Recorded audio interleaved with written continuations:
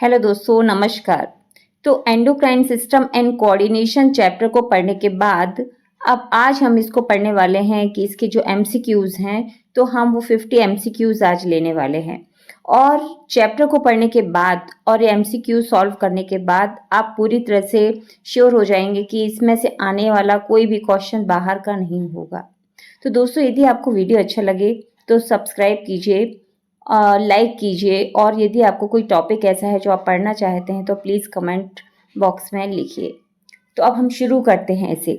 पहला है, अंतःस्रावी ग्रंथियों को किस नाम से जाना जाता है?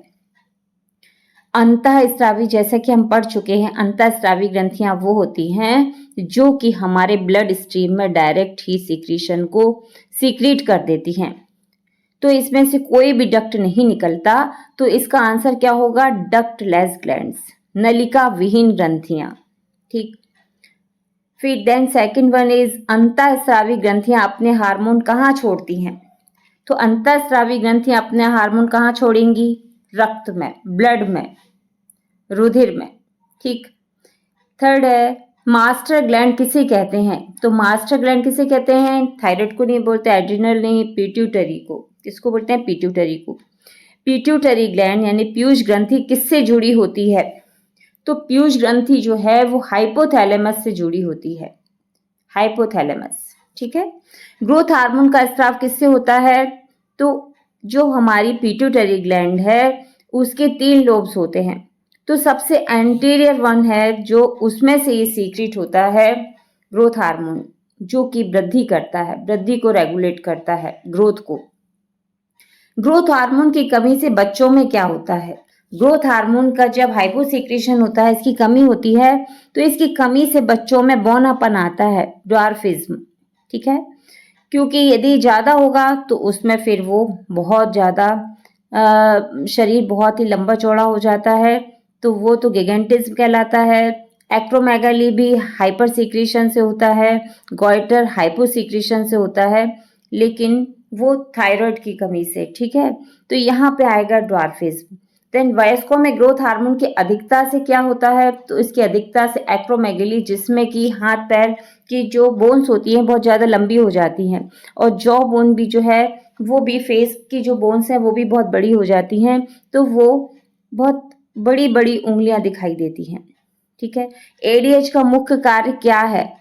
एडीएच का फुल फॉर्म होता है एंटी ड्यूरेटिक हार्मोन। तो इसका जो फंक्शन है, मेन फंक्शन है, वो किडनी में ड्यूरिंग यूरिन फॉर्मेशन वाटर के रीएब्जॉर्प्शन को बढ़ाता है ये। और इसी के साथ मैं बता दूं कि एडीएच की कमी से होता है ड्यूरेटिक डायबिटीज इंसिपिडस डिजीज होती है। ठीक है। तो ये भी आपको याद रखना है कि एडीएच का मुख्य कार्य क्या है और इसकी कमी से कौन सा रोग होता है। तो इसकी कमी से होता है डायबिटीज इंसिपिडस, और ग्लूकोज वाली वो जो है वो डायबिटीज मेलिटस है, जो इंसुलिन की कमी से होता है। तो एडीएच की कमी से क्या होता है? डायबिटीज इंसिपिडस, और वो होता है diabetes mellitus. Then next one is what, ADH का स्राव किस भाग से होता है? तो एडीएच जो है एंटी ड्यूरेटिक हार्मोन, या इसी को हम वैसोप्रेसिन हार्मोन भी बोलते हैं, ये पोस्टीरियर पिट्यूटरी ग्लैंड से सीक्रेट होता है।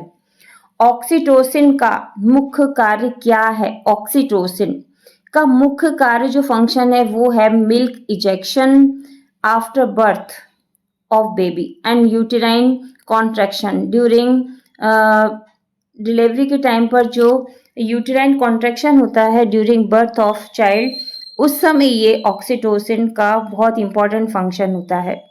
ठीक है। और मेमोरी ग्लैंड्स में जो मिल्क का इजेक्शन होता है वो भी इसी के कारण। देन थायरोक्सिन का स्राव किस ग्रंथि से होता है? तो थायरोक्सिन का स्राव होता है थायराइड ग्लैंड से, जो कि नेक रीजन में पाई जाती है। थायरोक्सिन के निर्माण के लिए कौन सा तत्व आवश्यक है? तो इसके लिए कौन सा आवश्यक? आयोडीन। इसलिए हम आयोडाइज्ड नमक का सेवन करते हैं, जिससे कि इसकी कमी ना हो पाए। ठीक है।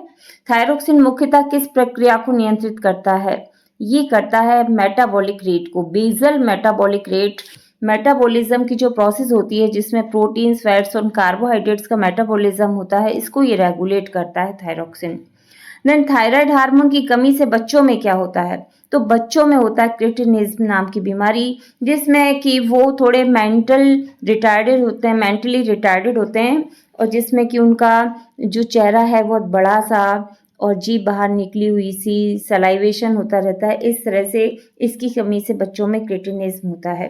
वयस्कों में थायराइड हार्मोन की कमी से कौन सी स्थिति हो सकती है, तो वो है मिक्सिडीमा। उसमें भी मेंटली थोड़े से रिटार्डेड होते हैं, फेस बहुत बड़ा सा स्वेलन फेस होता है, तो इस तरह से उसमें ये मिक्सिडीमा एडल्ट्स में पाई जाती है।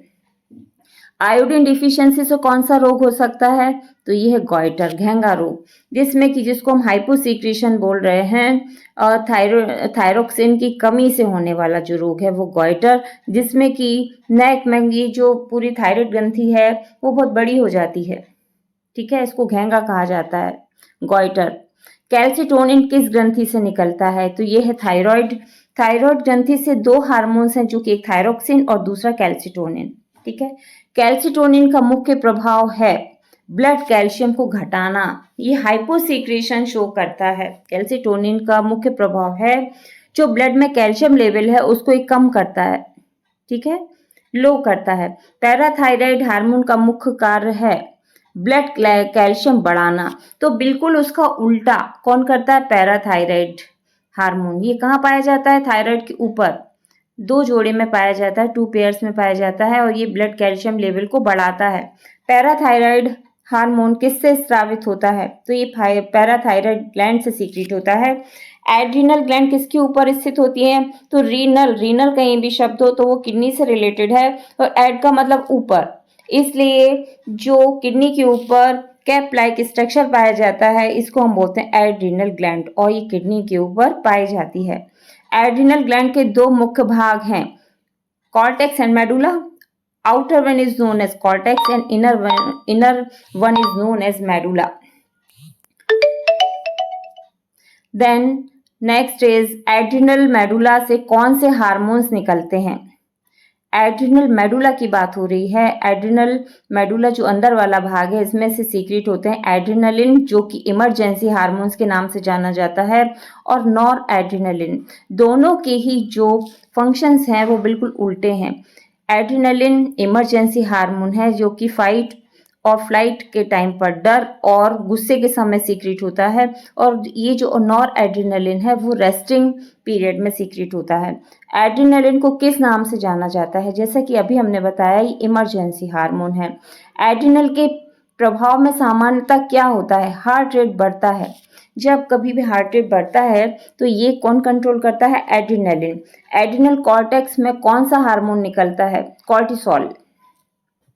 ठीक है, एल्डोस्टेरोन मुख्यतः किसका रेगुलेशन करता है, तो ये सोडियम और पोटेशियम बैलेंस को, हमारी बॉडी में जो सोडियम और पोटेशियम है इसको ये कंट्रोल करता है, और किडनी में यूरिन फॉर्मेशन के समय ये कंट्रोल करता है।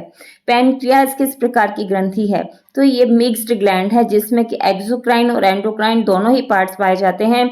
जो इसमें एक्सोक्राइन पार्ट है वो एसिनस होता है और जो इसमें एंडोक्राइन वाला पार्ट है वो आइलेट्स ऑफ लैंगरहैंस है। तो आइलेट्स ऑफ लैंगरहैंस से कौन कौन से हार्मोन सीक्रेट होते हैं हम आगे देखेंगे।